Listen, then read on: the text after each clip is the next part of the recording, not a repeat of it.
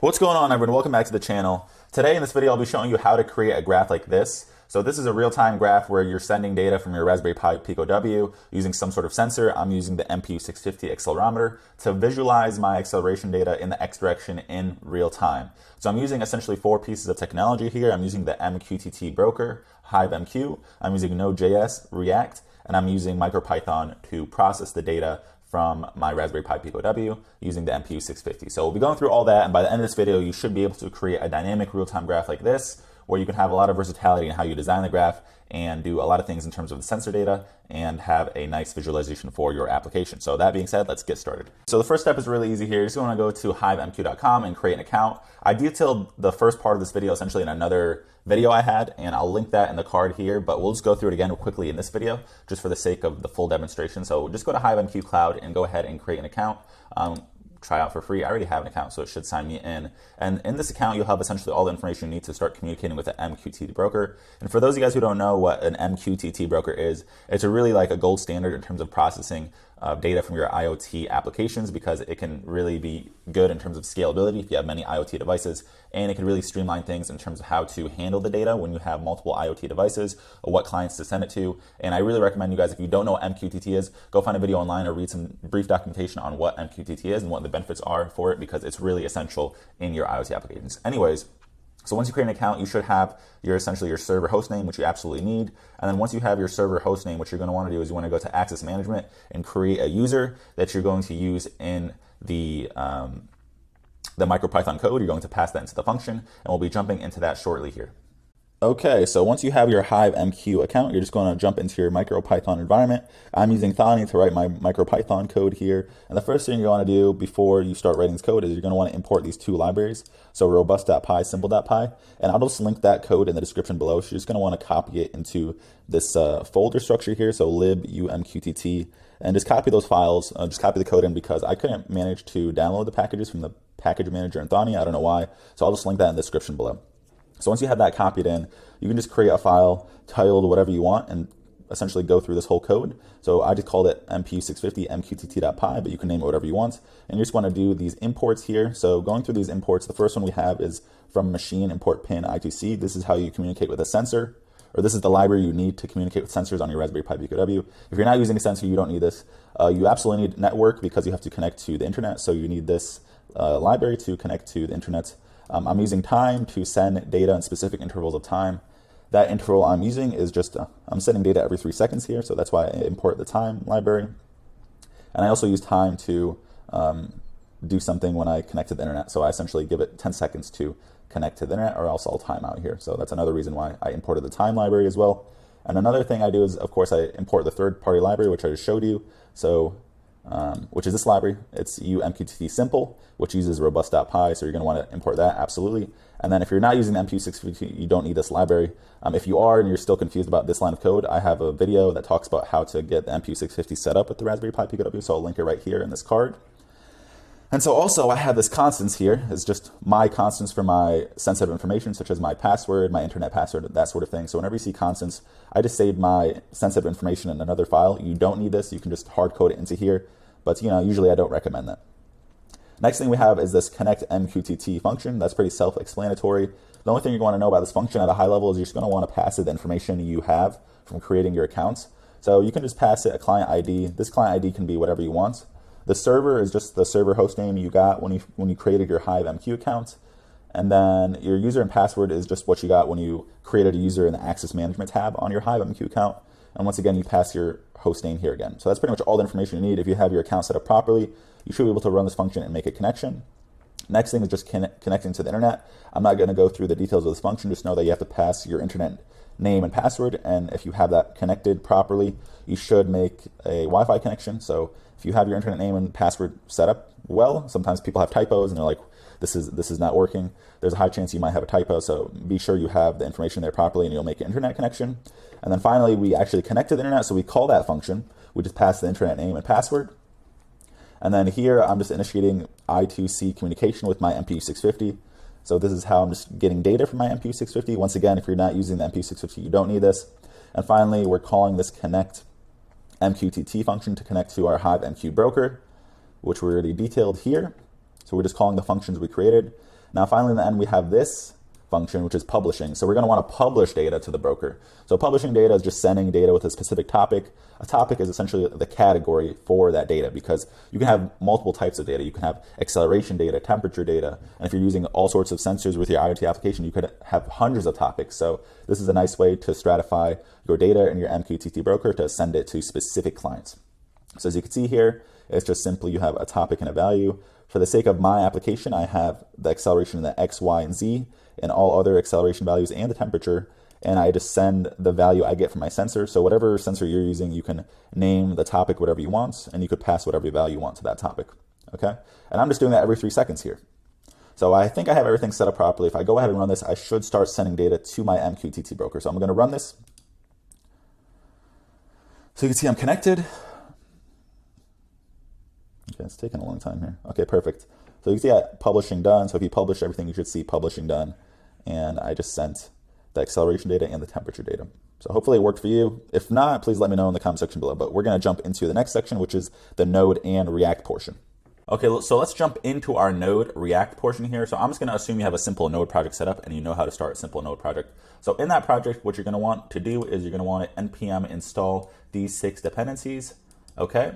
And now I threw all the code relative to this video into my index.js file. So as you can see here, I have a series of requirements. I'm instantiating Express, I'm instantiating an HTTP server, and the other 2 things I'm also doing is I'm instantiating a WebSocket connection. So we're using WebSockets to connect to our front end to send data in real time. And also I'm instantiating a connection to the MQTT broker, and I'm subscribing to this topic to get information from my sensor in real time as well. So that's how the information is happening. I'm getting information from the broker, and then I'm passing it to my React front end through a WebSocket server in real time. So WebSockets are a good way to stream data. A lot of chat apps use WebSockets, so it's a good way to do that, and that's why we're doing it in this application. So I'm setting that up there. I'm making the connection to the MQTT broker here. So this is all my MQTT information to make the connection. I have this variable AXLatest, so this is just being populated with the latest acceleration value from my MQTT broker. Down here, whenever you see client, that's referring to the MQTT client. So here we're just saying if we fail to make a connection to the broker, we're just going to show can't connect. Also down here, what we're doing is we're enabling cores from all origins, so we can connect to our front end without any proxy issues. And we're telling the app to use those core options. So you're going to need that to connect to your front end and be able to send a signal to your front end. Now whenever we see IO, that's referring to the WebSocket server.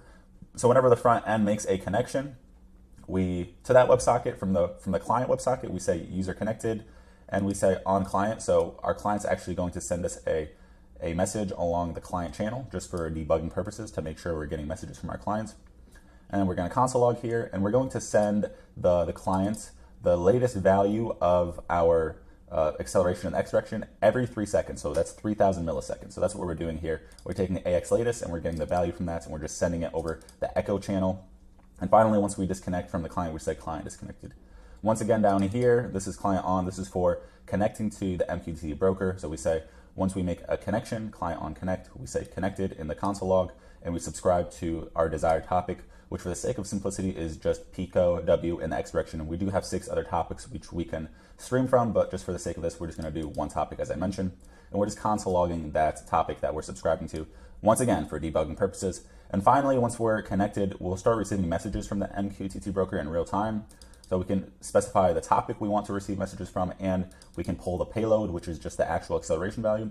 So we're going to console log the topic and the payload, and we're going to reassign the global value to that payload value. So this global value is what will be sent to the client in the front end in real time. So I hope that all makes sense. I know it's a lot of services going on, but it's fairly straightforward. I mean, if you think of it as a high level, it's really 3 things. We have a server, we have a WebSocket, and we have a connection to our MQTT broker.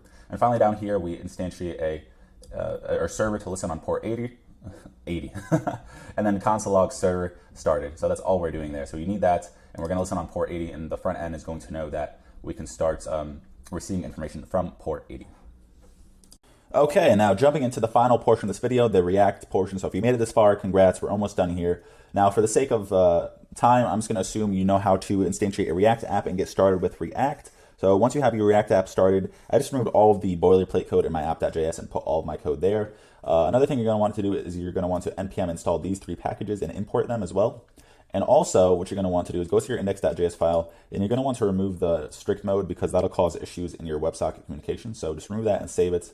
Now going back to our app.js file. So we have our app functional component here. So we just use states for 3 variables. So the 3 variables we have here are pause data. So this is the variable we use to toggle turning on and off the data stream. So if you want to pause getting data from the backend, you can click this button here, which will show in a second.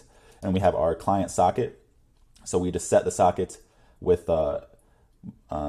set socket here. So we call the constant socket to IO connect. So we connect to this localhost 80. Remember, we define our port 80, and we just set the socket in our use effect. And the reason we're doing it in use effect is because we're calling use effect once upon the first render. So we only want to set our socket upon the first render, because if we keep setting the socket, it's not efficient and it won't work properly. Okay, so next thing we have is our actual data stream. So this is the data that's being visualized. I just called it as 0 initially, and as we get new data, we start to append and populate that data. And going down to that function for how I append that data is pretty much every time I get data, I keep appending it until I get 1,000 data points. Then I start truncating old data. So that's pretty much all that this function is doing here. So I have this function append data that does all that logic for me. Now the good stuff here is the ApexCharts, which does a lot of the magic for us. So getting started with ApexCharts can be a little confusing at first, but just know it's mainly 2 things. So we define a series and we define the options. So in the series, we just call the name of the series, I just call it acceleration, and we pass the data stream. And then in the options, we pass in all of the styling options we want for our graph. Now there's many things you could do styling for ApexCharts. You can do dynamic bar charts. You can do dozens and dozens of types of charts. You can see in their documentation, which I'll link below, how to do more types of charts. For the sake of this video, we're just gonna do a simple dynamic line chart in real time. So we can see in the chart, we defined an ID. I just called it real time. You could really define any ID you want. And then we have the type, which is just a line. Here is where you can pass in bar, pi, and that sort of thing. But here we're just passing in line. And here we just define the animation we want. So we're just doing a linear animation. So as we get data, it's moving to the right in real time. And we have a toolbar on the top of this graph that allows us to move along the graph and zoom in and out of the graph. Now we have other things here, such as the data labels. So that just labels each data point. We have the stroke. The curve is smooth. You can have a straight connection between your data points, or you can have a step line connection. There's more about that in the documentation below. This is just the title of the graph. This is just the size of the markers of each data point. And here you have the x-axis and the y-axis properties. So for the x-axis, I just want to say we have a range of 30 showing on the screen. So if we get data points going beyond a range of 30, the Apex chart starts to move along the right direction, which is what we want. So that's nice, and it does everything for us. So all the magic is happening behind the scenes. And I say type numeric because my data is numeric. You can have other types of data, such as date time, which once again, that's all in the documentation for Apex charts. Here I define the tick amount. So the tick amount is just, what I define is the amount of data points. So this is the amount of essentially ticks on the x-axis, and I want to place those ticks on each data point. So you can actually have tick placement between the data points, which I don't see why you'd want to do that, but you can do that. And finally here we have the y-axis. So just because my acceleration values are going between -2 and 2, I'm just defining it as a min of -2 and a maximum of 2. Okay, so once you have the options set up for your Apex charts, the next thing I just want to highlight quickly is this ApexChart.exec. So you're going to have to pass this your ID, and make sure you pass update series. So the ID I set is real time, as you can see, ID here. So once again, that's whatever ID you set. But this function here is really important because this will allow you to smoothly transition the data across the screen. So if you look at a lot of other tutorials, the way that the graph typically updates is the whole line updates. But using this function here allows you to update each data point by data point, so it makes it look much nicer than the typical tutorials you see. So just know that this function is important for doing that. If you go ahead and comment this out, you'll see what I'm saying. Just know that this pretty much allows it to look less finicky and much more professional, and this is what a lot of people want. So that being said, let's just jump straight into this return function here. So we only have 2 React components. Essentially, we just have chart, where we pass in the series options we define, and we have this button here. This is for stopping and starting the data. And that's pretty much it in terms of the React code at a high level. Now I'm just going to run the server and the MicroPython code. So let's start with the MicroPython code. I'm going to start sending data from my client, from my Raspberry Pi client. So you can see I'm publishing data to all of these topics. Now let's start the server. So the server should start getting the data from those topics. So you can see it's receiving messages. Good, good. And finally, if we have the client set up properly, we can do npm start client, which will start getting data from our back end. Let me go ahead and close this. Okay, you can see we're getting data in real time. Now, if I move my accelerometer, I twist it around, I'm gonna start getting different values, which is cool. So everything's happening in 3-second updates. So anytime I get an update, it gives me it 3 seconds later, which is pretty cool. And you can see how it's transitioning nicely from going across the screen to the right.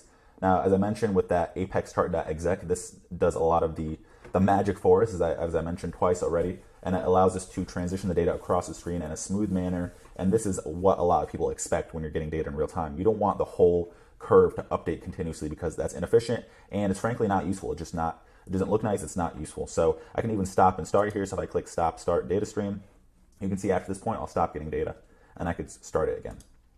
And yeah, there's a lot of things you can do with Apex charts. I mean, you can do bar charts, pie charts, you can do so many things. And I really recommend everyone reading the documentation because I would imagine there's a lot of customization you're going to want to do regarding your data. I mean, it's not going to be the same functionality of mine. You're probably using a different sensor. You probably have many IoT devices, and you probably want to style it differently in your React app. So there's many ways you can go about doing that. And I hope I gave you the information you need to start doing that, and I hope it works for you. If not, please let me know if you have any concerns or questions in the comment section down below. I know there's a lot of stacks of tech used here, so I know it can get confusing. It certainly took me a long time to figure out, so that's why I'm happy to show everyone, and hopefully I made your life a little easier. And if I did, please like, comment, subscribe. Let me know what you want to see in the comment section down below for the next video, and as always, stay tuned.